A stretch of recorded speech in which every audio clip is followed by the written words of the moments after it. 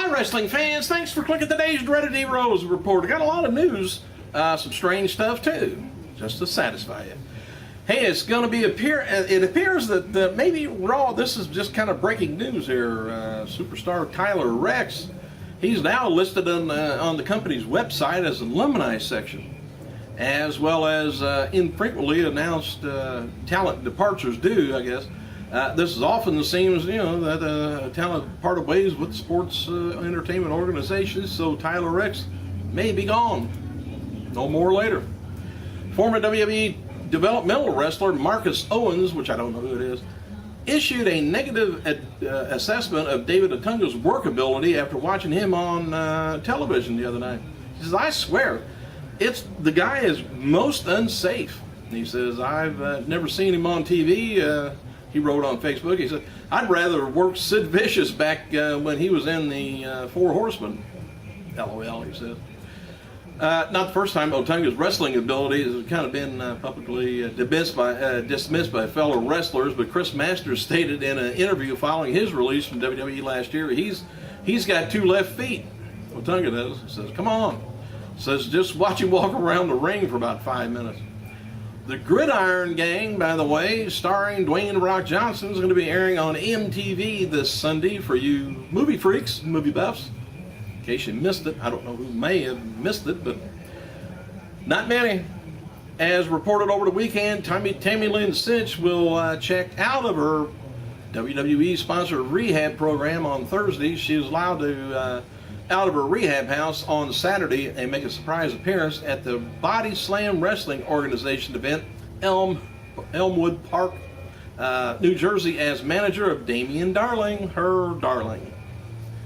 And after Darling lost the main event, Cinch revived him with a kiss, and then who carried her to backstage and concluded the show.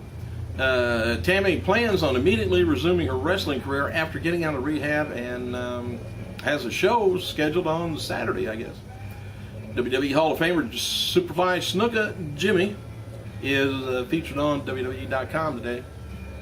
And reported on WWE.com on Tuesday, is no longer advertising. Hang on a second.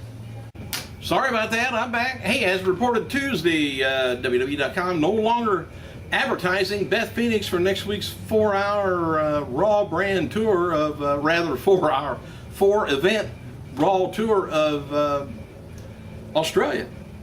After she was listed as appearing as recently as late last week. In addition, she's been pulled from all TV tapings and live events through the month of September. And according to WWE.com, her next scheduled appearance takes place on October 1st for a Raw taping in Chesapeake Energy Center in Oklahoma City, Oklahoma. So after news surfaced Tuesday night concerning her whereabouts, Phoenix did tweet this: "Thank you all for your support and respect while myself and my family grieves the loss of a loved one." So there we are. And for fans hoping that Chris Jericho is going to be back on WWE television Monday night, this coming Monday, don't get your hopes up. Jericho is doing promotional work for Fozzy on Monday night at Collector's Realm in Poughkeepsie, New York. Jericho and the rest of the band is going to be appearing at 5:30 to 7:30 Eastern Standard Time at CD signing and celebrate the release of their new album, Sin and Bones. Now available through Amazon.com. I thank you. Amazon wants to send me something that way, or Chris Jericho for plugging it. I thank you. Broadcast team for WWE Saturday morning Slam taping that took place Tuesday night from Bakersfield, California, was Josh Matthews and Santino Marella. Well, this is odd. For what it's worth, Josh Matthews was kept off of SmackDown taping yesterday because of the injuries he sustained at the hands of Kane at SummerSlam, yet was able to do commentary for the kids' morning Slam, which was taped right before SmackDown. Hey, it's scripted, what can I say? CM Punk ranked #1 in 2012 PWI Top 500 Wrestlers. All right, here's a little bit of the info about that. The list, which now is in its 22nd year, by the way, ranks the top 500 professional wrestlers in the world. during an evaluation period for the 2012 PWI 500 goes from June 1st of last year to May 31st of this year. Punk won 7 consecutive WWE Championship matches on pay-per-views. Somebody keeps track and watches. Punk joins the elite class of wrestlers with his accomplishments. The past winners include, back in 1991, Hulk Hogan. And it goes, I'm going to go year to year for the last, 10 years. All right, well, 20 years, wasn't it? Anyway, Hulk Hogan in 1991. Next year, 92 is Sting, Bret Hart for 2 years consecutive, and Diesel in 95, Shawn Michaels 96, Dean Malenko, and then Steve Austin in 98 and 99, Triple H in 2000 and 2009, Kurt Angle in 91, Van Dam, and then Brock Lesnar in 93, Chris Benoit in 94, Batista 95, John Cena in 96 and 97, Randy Orton in 98, AJ Styles in 2010, and The Miz in 2011, and of course CM Punk this year. Also revealed, Sarah Del Rey became the 4th female to ever make the list, following Miss Texas, Mad Maxine, and China. That's by all her virtues over victories and things over males in Chikara, by the way. Digital edition of the PWI 500 is going to be released Thursday, PWIonline.com, while the printed copies are at the newsstands September 18th. All right, note before 2013 Hall of Fame nominees so far, suspected nominees: Foley, Backlund, Nash, Ultimate Warrior. Another rumor name for the induction is JBL. We'll see. Foley is considered a lock-in for the induction, and Bob Backlund refused in the past but recently returned for the angle with Heath Slater, so likely he's more willing to be inducted now. And regarding the Warrior, 2013 Royal Rumble is in his hometown, Phoenix, Arizona. Well, I thought he's from Parts Unknown. Maybe that's where Parts Unknown is. I actually think it's Crawfordsville, Indiana. Anyway, so if he could work out a deal with him to be inducted, most likely that would be the place to do it at. Titus O'Neil, Darren Young is expected to win the WWE Tag Team titles soon. Many people in WWE thought the title change would happen at SummerSlam. Apparently, that wasn't the plan at that point. Tag Team was told a while back that they're in line for a run with the titles. And as noted before, WWE recently released Christina Crawford from developmental. Anyway, that's the sister of Alicia Fox. No reason was given, but some developmental noted that she was always complaining about being hurt, didn't have much of a worth ethic, and whatever. Bit surprising when she was the current FCW Women's Champion when she was released. That's odd. She got under somebody's skin there. And according to those in WWE, the situation with Charlie Sheen is around the time when he agreed for the social media ambassador for Raw 1000. He also verbally agreed to work SummerSlam pay-per-view in Los Angeles, and well, that didn't happen. So about 2 weeks later, Sheen backed out of the scheduled issues. He says that there was an issuing problem, and big family birthday party is what they had planned for months. Well, anyway, while SummerSlam deal fell through, officials hoping that Sheen will agree to appear more than in the next few months, I guess. They're still hoping for his Twitter followers and what they want. And as noted yesterday, they're hoping something with Sheen at WrestleMania 29, but we could see it happen maybe even sooner. And for those wondering, Sheen was never scheduled to wrestle a match. On the night of 1000, Raw plan was first a major angle with Sheen to be a shot at SummerSlam, but not to have an angle, end, I guess.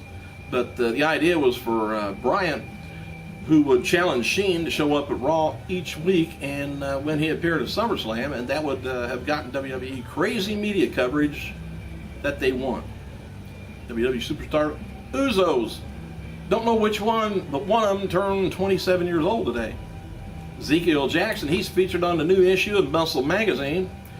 And the reason they do this Twitter bit with Kardashians is everybody that follows Khloe on Twitter and stuff, they see her all at once saying things about WWE and stuff, and then people turn on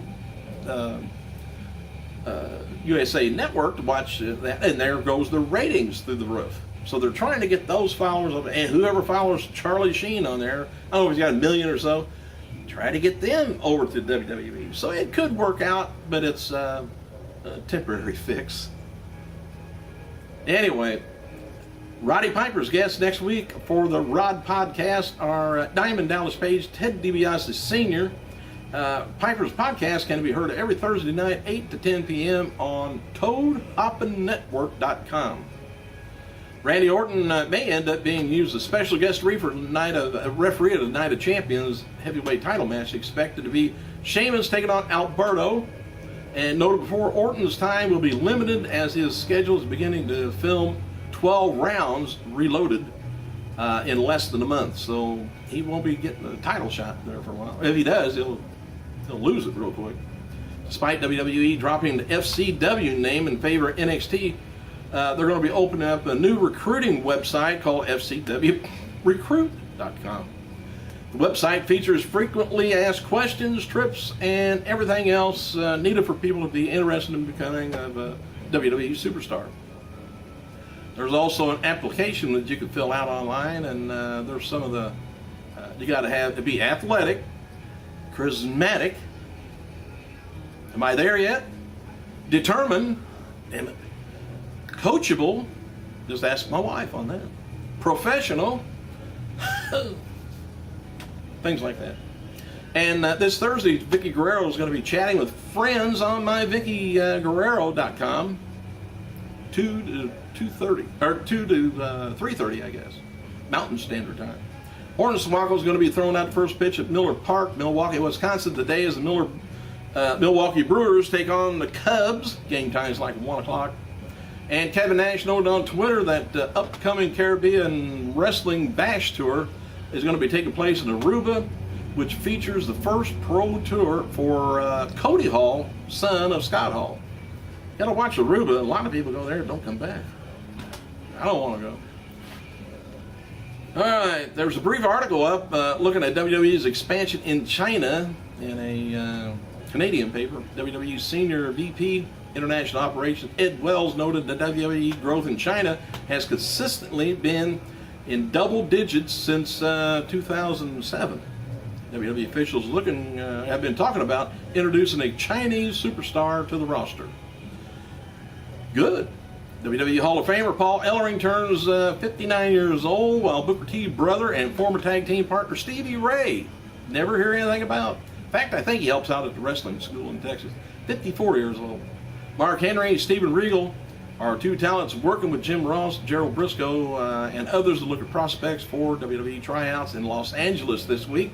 Several WWE superstars and divas commented on CM Punk assaulting Jerry Lawler on Twitter. Most of them sided with Lawler.